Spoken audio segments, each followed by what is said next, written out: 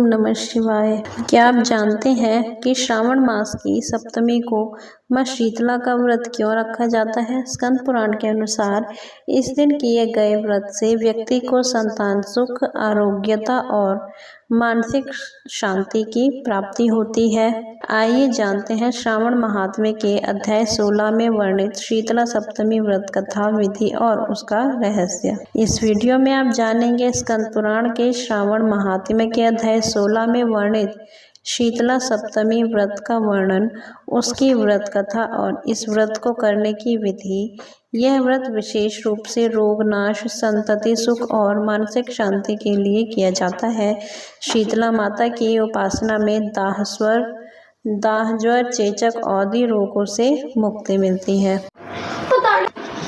श्रावण माह महात्म्य 16वां अध्याय शीतला सप्तमी व्रत का वर्णन तथा व्रत कथा। ईश्वर बोले, हे सनत कुमार, अब मैं शीतला सप्तमी व्रत को कहूँगा। श्रावण मास में शुक्ल पक्ष की सप्तमी तिथि को यह व्रत करना चाहिए। सबसे पहले दीवार पर एक वापी का आकार बनाकर अशरीरी संज्ञक दिव्य रूप वाले 7 जल देवताओं, 2 बालकों से युक्त पुरुष संज्ञक नारी, 1 घोड़ा, 1 वृषभ तथा नर वाहन सहित 1 पालकी भी उस पर बना दें। इसके बाद 16 उपचारों से 7 जल देवताओं की पूजा होनी चाहिए। इस व्रत के साधन में ककड़ी और दधी ओदन का नैवेद्य अर्पित करना चाहिए। उसके बाद नैवेद्य के पदार्थों में से ब्राह्मण को वायन देना चाहिए। इस प्रकार 7 वर्ष तक इस व्रत को करने के बाद उद्यापन करना चाहिए। इस व्रत में प्रत्येक वर्ष 7 युवा सुवासिनियों को भोजन कराना चाहिए। जल देवताओं की प्रतिमाएं एक सुवर्ण पात्र में रखकर बालकों सहित एक दिन पहले सायंकाल में भक्ति पूर्वक उनकी पूजा करनी चाहिए। प्रातःकाल पहले ग्रह होम करके देवताओं के निमित्त चरु से होम करना चाहिए, जिसमें पहले इस व्रत को किया गया और उसे जो फल प्राप्त हुआ उसे आप सुने। सौराष्ट्र देश में शोभन नामक एक नगर था। उससे सभी धर्मों के प्रति निष्ठा रखने वाले एक साहूकार रहता था।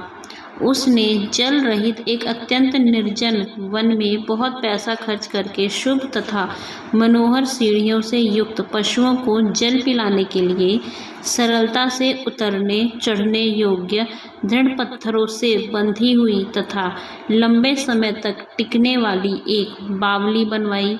उस बावली के चारों ओर थके राहगीरों के विश्राम के लिए अनेक प्रकार के वृक्षों से शोभायमान एक बाग लगवाया। सूखी ही रह गई, लेकिन वह बाग उसमें एक बूंद पानी नहीं आया। साहूकार सोचने लगा कि मेरा प्रयास व्यर्थ हो गया है और व्यर्थ ही धन खर्च किया। इस चिंता में विचार करता हुआ वह साहूकार रात में वहीं सो गया। तब रात्रि में उसके स्वप्न में जल देवता आए और उन्होंने कहा, हे धनद, जल के आने का उपाय तुम सुनो। यदि तुम हम लोगों के लिए आदर पूर्वक अपने पौत्र की बलि दो तो उसी समय तुम्हारी एक बावली जल से भर जाएगी। यह सपना देखकर साहूकार ने सुबह अपने पुत्र को बताया। उसके पुत्र का नाम द्रविड़ था और वह भी धर्म कर्म में आस्था रखने वाला था। वह कहने लगा, आप मुझ जैसे पुत्र के पिता हैं। यह धर्म का कार्य है, इसमें आपको ज़्यादा विचार ही नहीं करना चाहिए। यह धर्म ही है जो स्थिर रहेगा और पुत्र आदि सब नश्वर है। अल्प मूल्य से महान वस्तु प्राप्त हो रही है, अतः यह क्रय अति दुर्लभ है। इसमें लाभ ही लाभ है। शीतांशु और चंडाशु ये मेरे 2 पुत्र हैं। इनमें शीतांशु नामक जो श्रेष्ठ पुत्र है उसकी बलि बिना कुछ विचार किए आप दे दें, लेकिन पिताजी, घर की स्त्रियों को यह रहस्य कभी ज्ञात नहीं होना चाहिए। उसका उपाय ये है कि इस समय मेरी पत्नी गर्भ से है और उसका प्रसव काल भी निकट है, जिसके लिए वह अपने पिता के घर जाने वाली है। छोटा पुत्र भी उसके साथ जाएगा। हे तात, उस समय यह कार्य निर्विघ्न रूप से संपन्न हो जाएगा। पुत्र की यह बात सुनकर पिता उस पर अत्यधिक प्रसन्न हुए और बोले, हे पुत्र, तुम धन्य हो और मैं भी धन्य हूँ जो कि तुम जैसे पुत्र का मैं पिता बना। इसी बीच सुशीला के घर से उसके पिता का बुलावा आ गया और वह जाने लगी। तब उसके ससुर तथा पति ने कहा कि ये ज्येष्ठ पुत्र हमारे पास ही रहेगा, तुम इस छोटे पुत्र को ले जाओ। इस पर उसने ऐसा ही किया। उसके चले जाने के बाद पिता पुत्र ने उस बालक के शरीर में तेल का लेप किया और अच्छी प्रकार स्नान कराकर सुंदर वस्त्र व आभूषणों से अलंकृत करके पूर्वाषाढ़ तथा शतभिक्षा नक्षत्र में उसे प्रसन्नता पूर्वक बावली के तट पर खड़ा किया और कहा कि बावली के जल देवता इस बालक के बलिदान से आप प्रसन्न हो। उसी समय वह बावली अमृत तुल्य जल से भर गई। वे दोनों पिता पुत्र शोक व हर्ष से युक्त होकर घर की ओर चले गए। सुशीला ने अपने घर में तीसरे पुत्र को जन्म दिया और 3 महीने बाद अपने घर जाने को निकल पड़ी। मार्ग में आते समय वह बावली के पास पहुंची और उस बावली को जल से भरा हुआ देखा तो वह बहुत ही आश्चर्य में पड़ गई। उसने उस बावली में स्नान किया और कहने लगी कि मेरे ससुर का परिश्रम व धन का व्यय सफल हुआ। उस दिन श्रावण माह के शुक्ल पक्ष की सप्तमी तिथि थी और सुशीला ने शीतला सप्तमी नामक शुभ व्रत रखा हुआ था।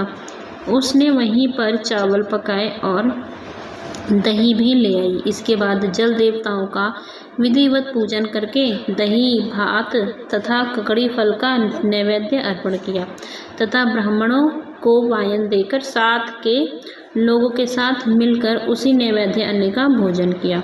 उस स्थान से सुशीला का ग्राम 1 योजन की दूरी पर स्थित था। कुछ समय बाद वह सुंदर पालकी में बैठ दोनों पुत्रों के साथ वहां से चल पड़ी।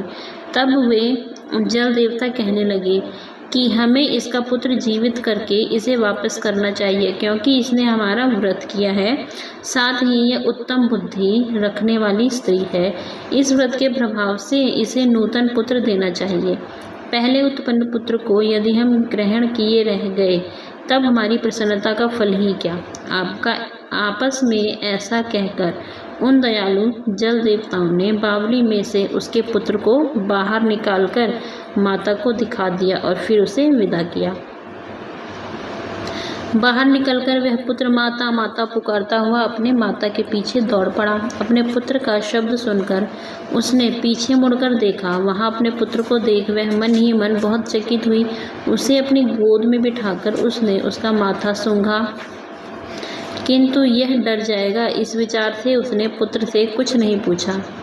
वह अपने मन में सोचने लगी कि यदि इसे चोर उठा लाए तो यह आभूषणों से युक्त कैसे हो सकता है, और यदि पिशाचों ने इसे पकड़ लिया था तो दोबारा छोड़ क्यों दिया। घर में संबंधी जन तो चिंता के समुद्र में डूबे होंगे। इस प्रकार सुशीला सोचती हुई वह नगर के द्वार पर आ गई।